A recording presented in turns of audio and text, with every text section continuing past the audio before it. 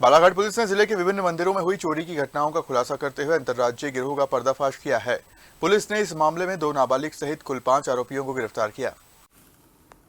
CSP Mayank Tiwari ने खुलासा करते हुए बताया कि बालाघाट जिले में पिछले कुछ दिनों से लांजी, हट्टा, नवेगांव और कोतवाली क्षेत्र के सुनसान एवं ग्रामीण इलाकों में स्थित मंदिरों में लगातार चोरी की घटनाएं सामने आ रही थी। इन घटनाओं को गंभीरता से लेते हुए पुलिस ने विशेष टीमों का गठन किया। जांच के दौरान पुलिस ने कुल 8 मंदिर चोरी की घटनाओं का खुलासा किया है।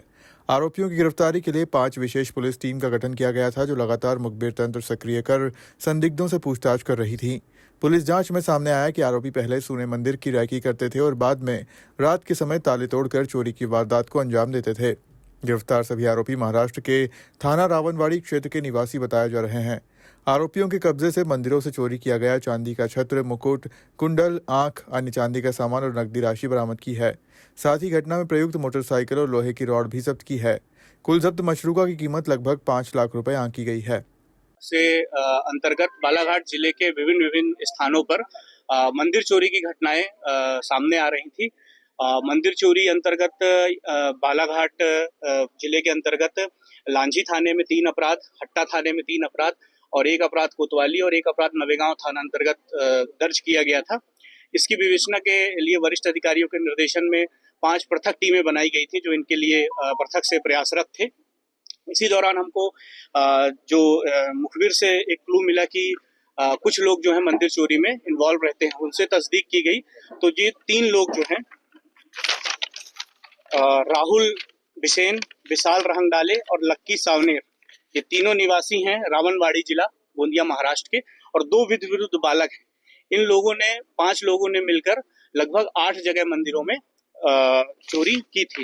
इनकी जो मोडस ऑपरेंडी थी वो ऐसी थी कि ये लोग सुनसान मंदिरों को टारगेट करते थे, जहां पर कोई आसपास बसाहट ना हो, रोड से लगी हुई हो और प्रयास करते थे कि कोई भी कैमरे नहीं लगे हों।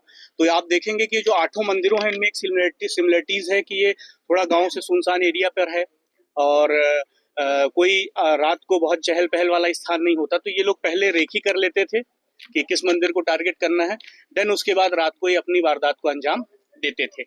इन्होंने जो चोरी गए जो सामान है, इसमें ज्यादातर जो है चांदी के मुकुट भगवान के और चांदी का जो छत्र रहता है जो भगवान के सिर के ऊपर लगता है वो, और पीतल के घंटे इन्होंने चोरी किए हैं।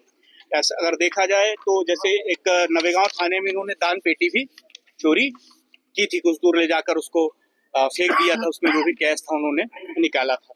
तो इस प्रकार से कुल 8 प्रकरणों में 5 लाख का मसरूका पुलिस द्वारा जब्त किया गया है और इसमें 5 अभियुक्त हैं, जिसमें से 3 लोग राहुल और विशाल और लक्की हैं। 2 विरुद्ध बालक गिरफ्तार किए गए हैं। ये पूरे बरामद कर लिए गए हैं।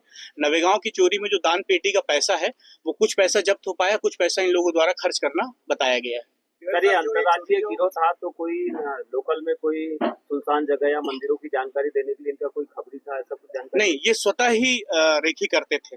हमने इनका डिजिटल जो टेक्निकल एविडेंस जो टेक्निकल हमने सपोर्ट लिया है उसमें दिखा है कि ये लोग कहीं रेकी करते हुए दिख रहे हैं। तो इनका कोई लोकल ऐसा सपोर्ट नहीं रहता था, चूंकि ये जिले से लगे हुए ही बहुत दूर के नहीं है, तो ये यहाँ के रास्तों से और गाँवों से परिचित हैं। तो ये लोग खुद रेकी करते थे और रेकी करने के बाद खुद आइडेंटिफाई करते थे कि ये किस मंदिर में चोरी करनी। पुलिस को चूंकि पता ऐसे चला कि लांजी में भी एक दिन घटना हुई, तो उसमें कुछ लोगों को वो किया गया, तो जो कि पुलिस को एक क्लू मिला कि हो सकता है ये लोग चोर अभी तक एक्टिव हैं। देन उसके बाद हमने इंटर स्टेट जो पुलिस है उसका भी सहयोग लिया और हमने उन लोगों को राउंड अप किया। तो वहां से हमको एक मुखबिर से सूचना प्राप्त हुई कि ये लोग अभी भी चूंकि इन्होंने ना एक चोरी नहीं की, ये कंटिन्यूअसली हफ्ते 5 दिन में ये निरंतर चोरी करते आ रहे थे। सर, ये सोने और चांदी का सामान ही है, तो इसको खपाने के लिए खासकर ऐसे सामान को किसी कारीगर या सुनार या ज्वेलरी शॉप में ही जाना पड़ता है, तो ऐसा किसी का नाम लिया इन्होंने अभी तक? नहीं, अभी तक इन्होंने किसी का नाम नहीं लिया है और चूंकि सारी चीजें इन्हीं से बरामद हुई हैं हमको, तो हमारा ये मानना है कि ये उनको पर्याप्त समय नहीं मिल पाया किसी को बेचने का, तो ये सारी चीजें हमको जब्त हो गई हैं और इन्होंने किसी का भी ऐसा बेचने का नाम नहीं बताया। तो क्या कारण सामने आया? कारण कुछ निकल कर आया किसी चोरी का? कारण प्रथम दृष्टया तो ये निकल के आया कि जो इनकी खुद की जरूरतें हैं, सारे ये लोग बहुत कम उम्र के लोग हैं और अपनी जो भौतिक आवश्यकताएं हैं और इन चीजों के लिए चोरी करते थे। सर, ये युवा जो चोर हैं कितने शिक्षित हैं, पढ़े लिखे हैं या बिना पढ़े?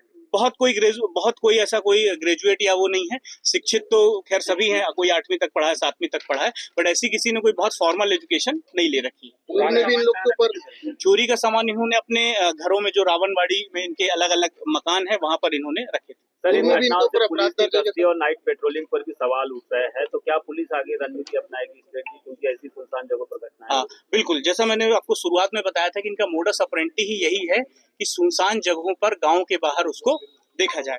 तो चूंकि गश्त का जो पुलिस का चार्ट है, उसमें गश्त जो है तो लगती है, तो जो ज्यादातर शहरों और उस पर केंद्रित रहती है। हम आगे प्रयास करेंगे कि जो ऐसे सुनसान जगह हैं उनको भी टारगेट पुलिस के उसमें प्राथमिकता में रहे और इनको वो किया जाए। और इसके साथ ही हमने वरिष्ठ अधिकारियों के मार्गदर्शन में हमने मंदिरों के आगामी अगले 10 दिनों में हम सभी मंदिरों की एक सुरक्षा ऑडिट करेंगे। सुरक्षा ऑडिट में हम एक चीज हमेशा ये देखी गई है कि इस इलाके में महिलाएं बीते 1.5 साल से। फिलहाल पुलिस पकड़े गए आरोपियों से सख्ती से पूछताछ करने में जुट गई है, जिससे चोरी की अन्य घटनाओं के खुलासे की उम्मीद जताई जा रही है। बालाघाट से फिरोज डोंगरे की रिपोर्ट।